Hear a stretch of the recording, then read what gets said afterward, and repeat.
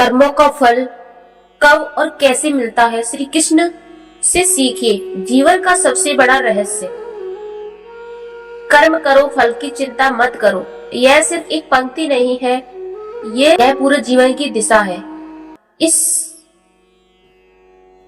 Topic को आपने बार बार सुना होगा कि कर्म करो, फल की चिंता मत करो। लेकिन क्या आपने कभी सोचा है कि हमारे किए हुए कर्मों का फल कब और हमें कैसे मिलता है, और क्यों कभी कभी देर से मिलता है? आज हम इस सवाल की गहराई में उतरेंगे, श्री कृष्ण की दृष्टि से, भगवत गीता की गहराई से।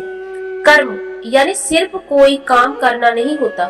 कर्म का अर्थ है वह हर विचार, हर शब्द, हर भावना और हर क्रिया से जो आप इस जीवन में करते हैं। सोचना भी कर्म है, किसी को चाहना, नफरत करना या बद्दुआ देना, ये सब कर्म के रूप है। श्री कृष्ण गीता में कहते हैं, जो जैसा कर्म करता है वह वैसा ही फल प्राप्त करता है। हम सोचते हैं हमने किसी का क्या बिगाड़ा है। बहुत से लोग सोचते हैं मैंने किसी को धोखा नहीं दिया, कभी बुरा नहीं किया, फिर मेरे साथ बुरा क्यों हो रहा है? श्री कृष्ण का उत्तर है, तुम्हारे कर्म केवल इस जीवन की नहीं है। तुम्हारी आत्मा ने कई जन्मों में कई कर्म किए हैं। हर फल का समय तय होता है। जैसे बैंक में जमा पैसा ब्याज के साथ लौटता है ना, वैसे ही कर्म भी लौटते हैं, कभी खुशी बनकर, कभी पीड़ा बनकर।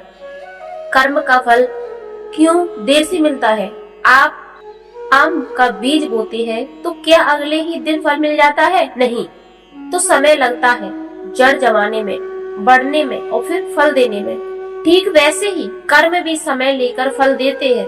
कोई फल तुरंत मिलता है, जैसे आप झूठ बोले और उसी समय पकड़े जाए। कोई फल धीरे मिलता है, धीरे धीरे आता है, जैसे किसी को आप बरसों तक धोखा देते हैं और अंत में वो आपको छोड़ देता है।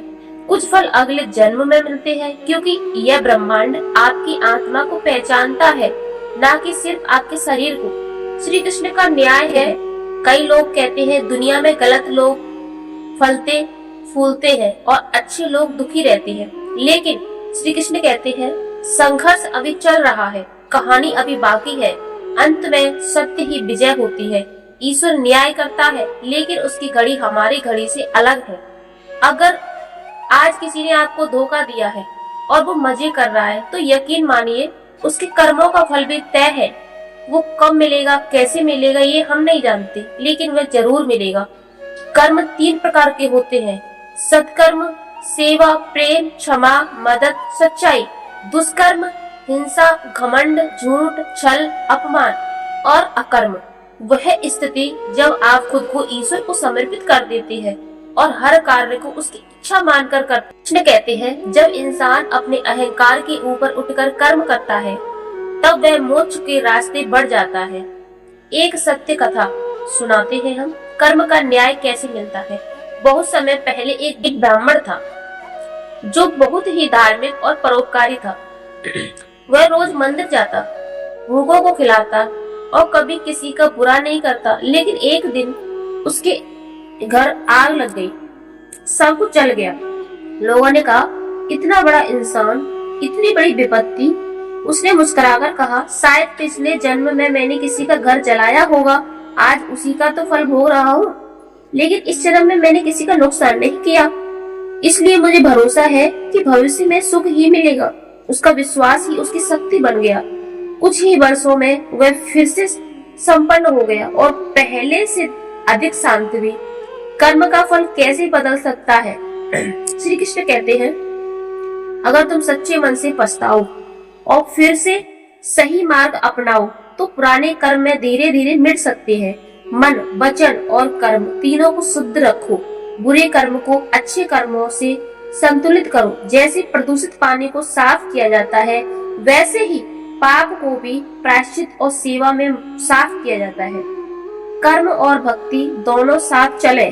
केवल भक्ति से मोक्ष नहीं मिलता और केवल कर्म से संतोष नहीं मिलता।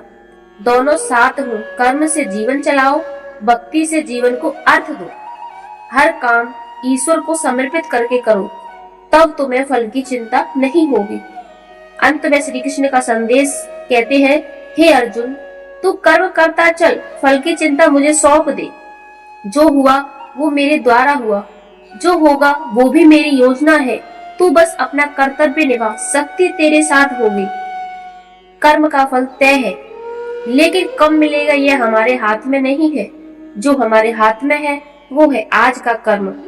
अपने कर्मों को सजग बनाइए, अपनी नियत को साफ रखिए और ईश्वर पर भरोसा रखिए, क्योंकि वो देर करता है, अंधेर नहीं।